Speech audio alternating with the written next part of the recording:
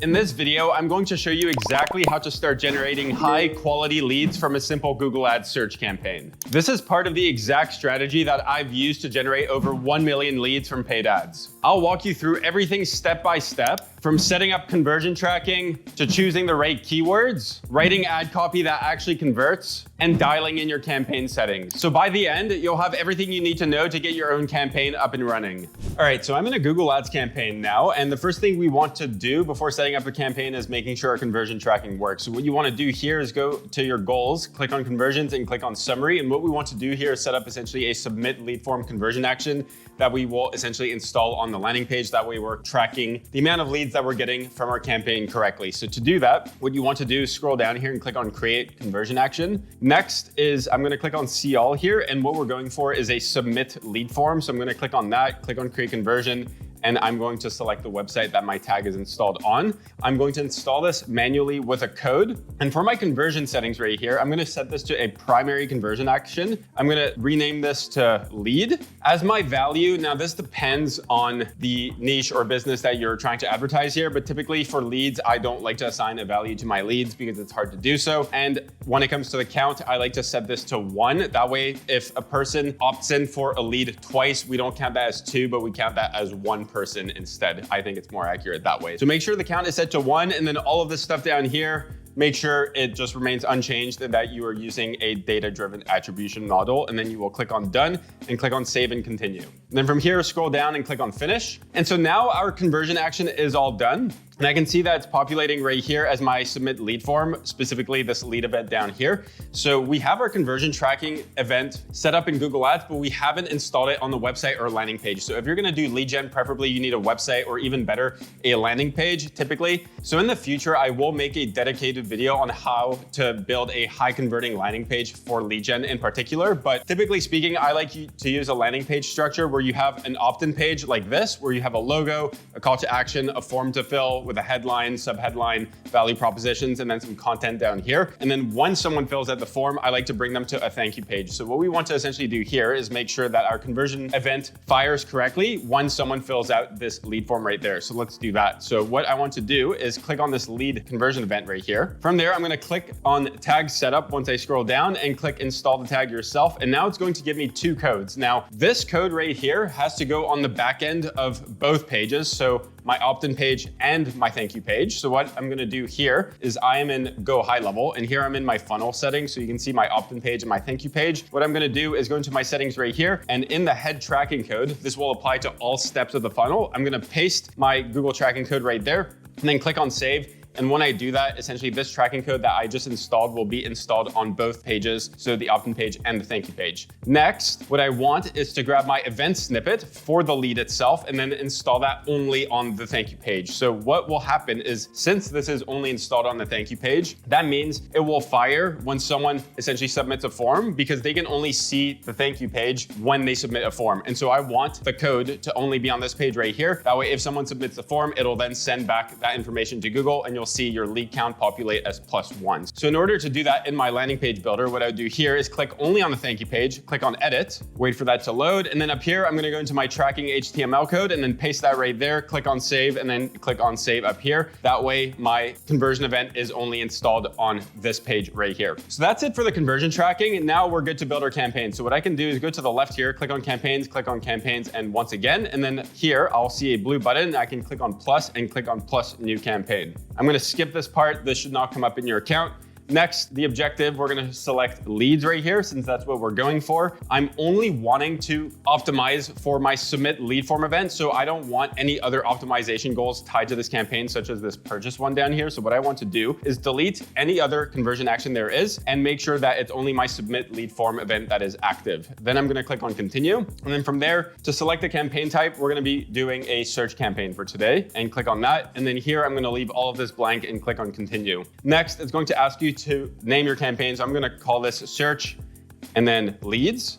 and click on continue, and I'm gonna start a new campaign. Now, bid strategy, this is pretty important. Set this to maximize conversions. Down the line, you'll get an average cost per lead once you get about 20 to 25 leads coming into your account, depending on how much you're spending. And then from there, you can switch to TCPA by ticking this box right here, where you set Google essentially a target goal of what your lead cost should be. But at the start, you want to leave this unticked. That way you're just getting some results. You get that baseline, you get the campaign to spend. And that way you don't take a box that forces your campaign to stop spending because Google is not able to achieve that result. So I recommend you start on maximize conversions. And then down the line, once you get a few results, you can take this box on. Whatever you do, don't click on clicks or impression share. For this type of campaign where you're trying to generate leads, that will just absolutely burn your money, and you will get way more leads if you maximize for conversions as your bidding strategy. So make sure that's in place. As far as customer acquisition goes, I'm gonna leave that open and click on next. Now for the campaign settings, the search network, I want to leave that on, and then the display network, I want to turn this off. This is just a rule of thumb for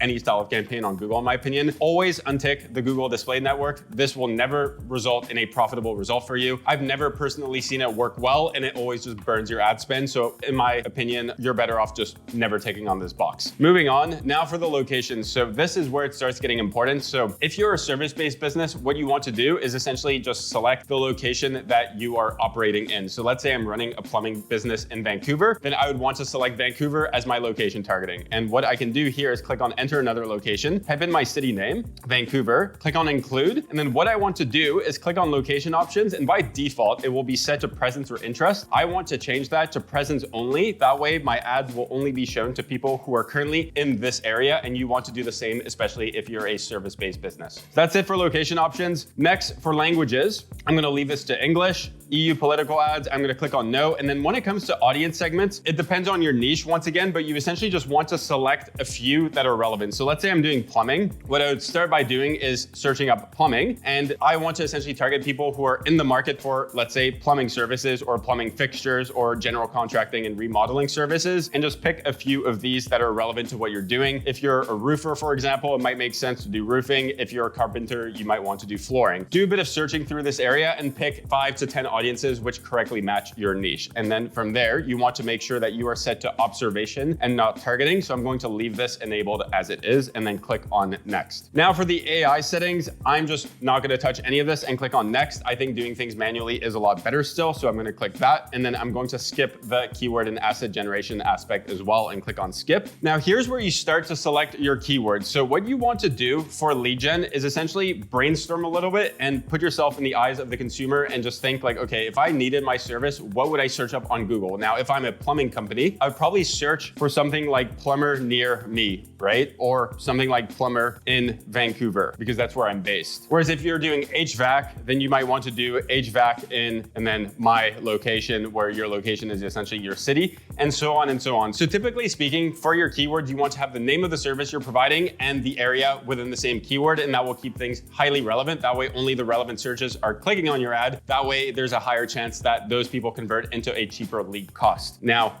what you want to do is start with maybe around 10 to 20 different keywords. And from there, you just have to select your match type. You can go either broad match, phrase match, or exact match. At the start, I like to use personally phrase match. I think it's a good way to capture extra volume while keeping your search terms quite relevant. If you go and use exact match, which is between these square brackets, especially at the start, your campaign will often have a hard time just spending and getting impressions. So because of that reason, I think phrase match is a little bit more flexible and it'll at least get your campaign to spend. And once it's spending and you're getting better results, you can then maybe try exact match. On the contrary, you can also try broad match. I typically like to stay away from this at the start because it'll often show your ads to pretty irrelevant searches. So personally, I think phrase match is your best go-to to start, but feel free to use broad match if you start scaling your campaigns and you're running out of search volume. So just make sure you keep your keywords relevant, use about 10 to 20 of them, and then from there, put them on phrase match by putting them in these quotation marks, and you should be good to go. Next, we're going to build out our ad and our ad copy. So final URL, this is essentially where you're taking your traffic to. So this should be essentially the URL of your landing page. So in my case, my website name is medianinja.ca, but in your case, you just want to essentially put the landing page URL that you're running the traffic to, because that's that's where the clicks are going to end up on and opt in as a lead essentially. So you want to make it as direct as possible.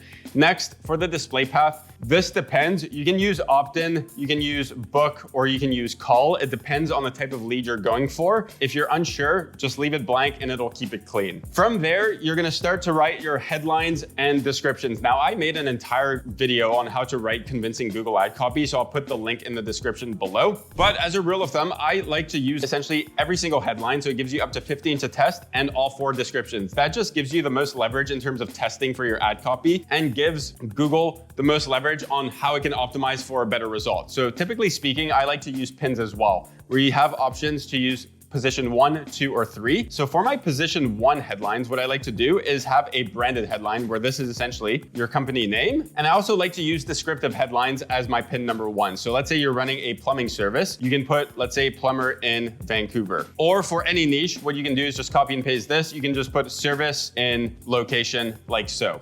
But in my use case, let's say I'm advertising plumbing, then I would probably leave it to plumbing in Vancouver, and so on and so on. And so for your headlines, which are pinned as number 1, you just want essentially a descriptive type of headline that just shows either your company name or shows exactly what it is you do as a service. Next, what you want to do is have a couple headlines which will be pinned as number 2 and will be shown in the second spot. And usually I like to use these types of headlines as my value proposition headlines. So this is where you start to include things that are good about your service, what makes you better than your competitors, your pricing, and what essentially differentiates you and why they should click on you. So let's say you have a 24/7 emergency service, then something like that should be put there. If you have an award, for example, for being the best service in town, then put that as a headline as well to build some trust, for example. And so what you want to essentially do is use up your pin number 2 headlines to just have a couple value propositions, make them convincing, and make the prospect a better reason to click on your ad as opposed to clicking on someone else. Next is you want to add essentially your position 3 headlines, and I like to usually use these as my call to action. And I like to use these as call to action headlines. So this is where you tell people to essentially book an appointment today, or you can say things like schedule an appointment today or call this number today. What you're essentially trying to do with these headlines is you're essentially telling exactly what the prospect should be doing in order to give you their information. So what you'll do is you'll end up with 15 different headlines where you have a blend of pin number 1 headlines, which are either branded or descriptive. Then you have a couple value proposition headlines, which should be pinned as number 2. And then you have a couple of pin number 3 headlines, which should be used as a call to action. Next would be your descriptions. And this is essentially where you have up to 90 characters. You can watch my video on how to write a good description, but essentially keep all 4 descriptions as different as possible. That way you're giving Google as much to test as it possibly can for its algorithm. And make sure that you add any call to actions, value propositions, and a bit of a description on what it is you do for a service, why it's good, why it's better than the competitors, and what someone can do to easily get in touch with you once they hit the landing page. And that's where you want to essentially use the descriptions to convey all of that information. Now, once you're done that, what you want to do is click on next. And the final part of your campaign build is where Google is going to prompt you on what your budget should be. Now, this is up to you, and it depends on the service. Typically speaking, if you're just starting to advertise your local service business, a lot of people start anywhere between $500 to $1,000 a month. It will depend on the niche, but usually that's a pretty safe spot. And if your ads work and you're getting good traction, you can start scaling them from there. So let's say I wanted to spend about $1,000 a month. That's about $30 a day. So I can set a custom budget of $30 a day like that. And then from there, I can click on next. And here's the final step. It's essentially Google just giving you an overall review of what you essentially enabled as your settings, your keywords, your assets, things like that. You take a quick read over it, and then from there, you essentially just click on publish. So now we'll just let that load. Now it's just asking for me to confirm that it's me. So I'm just gonna open my phone and do the prompt here.